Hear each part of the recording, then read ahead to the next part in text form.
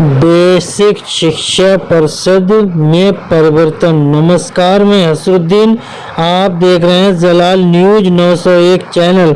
दोस्तों, अगर खबरों से सहमत हो तो चैनल के लिए लाइक शेयर सब्सक्राइब करना ना भूलें। थैंक यू, धन्यवाद।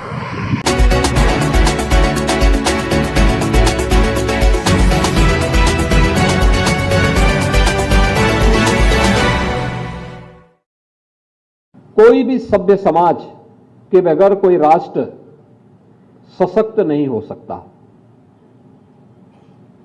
किसी राष्ट्र को सशक्त बनना है तो उसको समर्थ बनना पड़ेगा। समर्थ बनना है तो उसके लिए वहां की शिक्षा को संस्कार युक्त बनना पड़ेगा।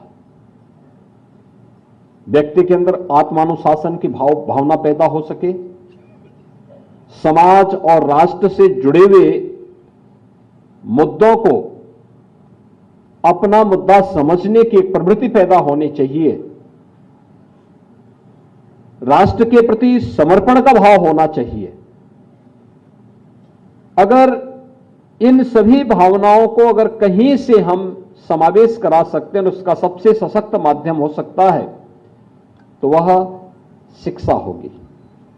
जैसी शिक्षा होगी वैसा चरित्र होगा, जैसा चरित्र होगा समाज की वैसी दिशा होगी, और समाज जैसे चलेगा राष्ट्र उस दिशा में दौड़ पड़ेगा।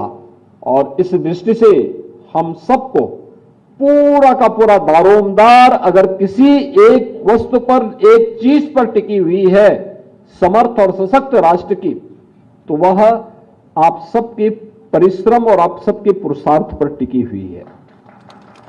आप चाहेंगे तो देश को तेजी के साथ बुलंदियों की एक नई ऊंचाइयों तक पहुंचा सकते हैं। और ऐसा नहीं कि अतीत में यह कार्य न हुआ हो।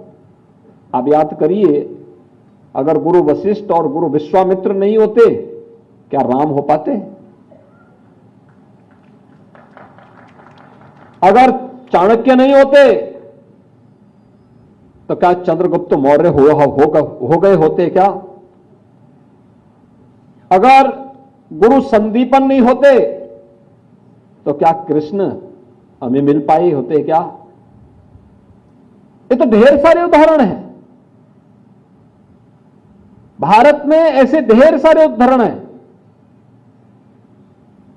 अच्छे गुरु के मार्गदर्शन में एक बच्चे को युवा बनते हुए और फिर राष्ट्र के एक समर्थ और सभ्य नागरिक के रूप में अपनी जिम्मेदारियों का निर्वहन करते हुए हर व्यक्ति देख सकता है।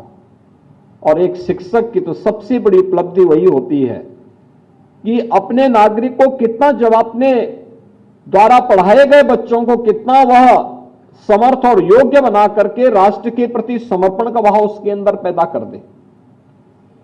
यह उसकी उपलब्धि होनी चाहिए। उस उपलब्धि के साथ उसे अपने आप को जोड़ना चाहिए। और आज उसी उपलब्धि के साथ जुड़ने के लिए हम सब आज आपके बीच में यहां पर आए हैं। ये जो टैबलेट आपको दिया गया है, ये टैबलेट जो दिया जा रहा है, ये टैबलेट तकनीकी रूप से आप भी सक्षम हो सके, शासन के साथ एक तारतम्यता आप भी बना सकें, लेकिन समय के अनुरूप आप भी अपने आप को आगे बढ़ा करके इस योग्य बन सके कि आने वाली पीढ़ी को आप एक नया मार्ग भी दिखा सकें। यानी आपके पास जितनी भी स्मार्ट क्लास की व्यवस्था है या ICT लैब्स जो बन रहे हैं, या आपको समय के अनुरूप 2 कदम आगे बढ़ने के लिए नई प्रेरणा प्रदान करेगा। याद रखना, समाज जहां सोच रहा है, अगर हम उससे 2 कदम आगे बढ़ करके नहीं सोचेंगे तो हम पिछड़ जाएंगे। आज नए नए परिवर्तन हो रहे हैं और इस दिशा में आपके लिए महत्वपूर्ण होगा कि जो आज यहां पर अनेक प्रकार की सुविधाओं से आच्छादित करने के कार्य हो रहे हैं, क्रमिक रूप से आपने देखा होगा पहले चरण में हम लोगों ने जब बच्चों को यूनिफॉर्म, बैग, बुक से सभी उपलब्ध करवाने की कार्रवाई की, तो पहले चरण में एक एक करके दिया गया, धीरे धीरे करके इसको आगे बढ़ाया गया।